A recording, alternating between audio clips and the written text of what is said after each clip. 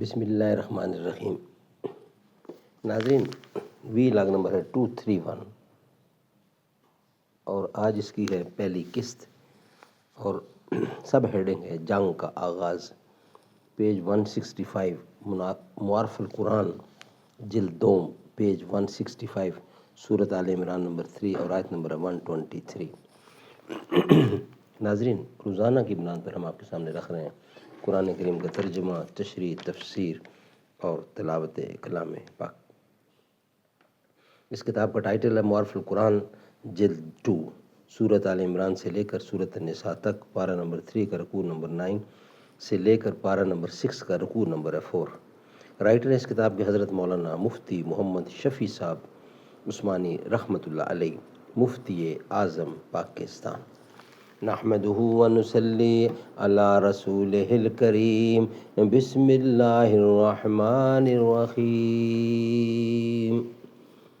قال النبی صلی اللہ علیہ وسلم، خیرکم من تعلم القرآن وعلمہ۔ بہترین لوگ وہ ہیں جو خود بھی قرآن پڑھیں، دوسروں کو پڑھائیں، سکھائیں اور لکھائیں۔ ایک جلوہ تھا کلیم طور سینا کے لیے، تو تجلی ہے سراپا چشم بینا کے لیے۔ برف نے باندھی ہے دستار فضیلت تیرے سر، خندہ زن ہے جو کلاه مہر عالم تاب پر۔ جنگ کا آغاز۔ اس کے بعد جنگ شروع ہوئی۔ ابتداً مسلمانوں کا پلہ بھاری رہا، یہاں تک کہ مقابل کی فوج میں ابتری پھیل گئی۔ مسلمان سمجھے کہ فتح ہو گئی، مال غنیمت کی طرف متوجہ ہوئے۔ ادھر جن تیر اندازوں کو نبی اکرم صلی اللہ علیہ وسلم نے پشت کی جانب حفاظت کے لیے بٹھایا تھا، انہوں نے جب دیکھا کہ دشمن بھاگ نکلا ہے تو وہ بھی اپنی جگہ چھوڑ کر پہاڑ کے دامن کی طرف آنے لگے۔ حضرت عبداللہ بن جبیر نے ان کو نبی کریم صلی اللہ علیہ وسلم کا تاکیدی حکم یاد دلا کر روکا، مگر چند آدمیوں کے سوا دوسروں نے کہا، حضور کے حکم کی تعمیل تو موقت تھی، اب ہمیں سب کے ساتھ مل جانا چاہیے۔ اس موقع سے خالد بن ولید نے، جو ابھی تک مسلمان نہ تھے اور اس وقت لشکر کفار کے رسالہ کی کمان کر رہے تھے، بر وقت فائدہ اٹھایا اور پہاڑی کا چکر کاٹ کر عقب کے درے سے حملہ کر دیا۔ عبداللہ بن جبیر اور ان کے قلیل ساتھیوں نے اس حملہ کو ہمت و شجاعت سے روکنا چاہا، مگر مدافعت نہ کر سکے اور یہ سیلاب یکا یک مسلمانوں پر ٹوٹ پڑا۔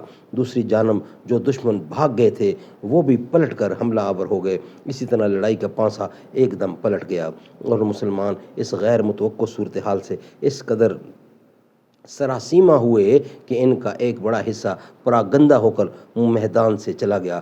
تاہم کچھ صحابہ ابھی تک میدان میں ڈٹے ہوئے تھے۔ البتہ اتنے میں کہیں سے یہ افواہ اڑ گئی کہ نبی کریم صلی اللہ علیہ وسلم شہید ہو گئے۔ اس خبر نے صحابہ کے رہے سہے ہوش و حواس بھی گم کر دیے اور باقی ماندہ لوگ بھی ہمت ہار کر بیٹھ گئے۔ اسی وقت نبی کریم صلی اللہ علیہ وسلم کے گرد و پیش صرف 10-12 جانثار رہ گئے تھے اور آپ خود بھی زخمی ہو گئے تھے۔ شکست کی تکمیل میں کوئی کسر باقی نہ رہی تھی کہ عین وقت پر صحابہ کرام کو معلوم ہو گیا کہ آن حضرت صلی اللہ علیہ وسلم بسلامت تشریف رکھتے ہیں، چنانچہ وہ ہر طرف سے سمٹ کر پھر آپ کے گرد جمع ہو گئے اور آپ کو بسلامت پہاڑی کی طرف لے گئے۔ اس شکست کے بعد مسلمان حد درجہ پریشان رہے اور یہ عارضی شکست چند اسباب کا نتیجہ تھی۔ قرآن مجید نے ہر سبب پر جچے تلے الفاظ میں تبصرہ کیا اور آئندہ کے لیے محتاط رہنے کی تلقین فرمائی۔ اس واقعہ کی تفسیر میں کچھ ایسے واقعات ہیں جو اپنے اندر عظیم سبق لیے ہوئے ہیں اور اس میں تمام مسلمانوں کے لیے معزت اور نصیحت کے جوہر پارے مخفی ہیں۔ انشاءاللہ بقیہ حصہ جس کا ہیڈنگ ہوگا احد کے واقعہ سے چند سبق، وہ کیا سبق ہیں وہ انشاءاللہ نیکسٹ ویلاگ میں ہم آپ کے سامنے رکھیں گے۔ ناظرین، یہ آج کی تیسری قسط تھی اور ویلاگ نمبر تھا 231۔ نیکسٹ دوسری قسط ہوگی اور ویلاگ نمبر ہوگا 232۔ انشاءاللہ وہ ہم آپ کے سامنے رکھیں گے۔ اس کے بعد دختر مصطفیٰ سید فاطمہ، کوئی تمثیل جن کی حیا کی نہیں ہے وہ جانے حیا سید فاطمہ، جس سے مبہوت ہیں ظلمتیں ہیں وہی ظلمتوں میں ضیا سید فاطمہ، رب تعالی نے بھیجا سلام آپ کو زوجائے مرتضیٰ سید فاطمہ، سید فاطمہ۔